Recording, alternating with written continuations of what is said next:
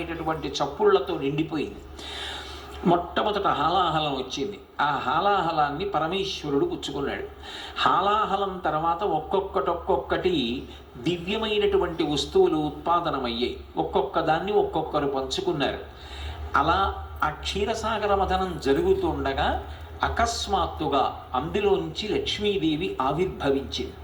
ఆ ఆవిర్భవించేటటువంటి స్థితిలో ఆ తల్లి లోకములనన్నిటినీ కూడా అనుగ్రహించడం కోసం వచ్చినటువంటి తల్లి కదూ.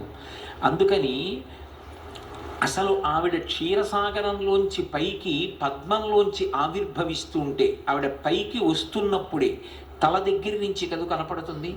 పాల సముద్రంలోంచి పైకి వస్తోంది అంటే మనకి లలితాదేవి యొక్క ఆవిర్భావ సమయంలో ఎలా అయితే తల దగ్గర నుంచి పాదాల వరకు చెప్తారో, అలాగే లక్ష్మీదేవి కూడా పాల సముద్రంలోంచి పైకి తేలినప్పుడు తల దగ్గర నుంచి ఆ పద్మములో కూర్చున్నటువంటి తల్లి యొక్క పాదముల వరకు దర్శనం. అందులో అసలు ఆవిడ పైకి వస్తుంటేనే ఎంత వైభవంగా తల్లి పైకొచ్చింది అంటే, తొలకా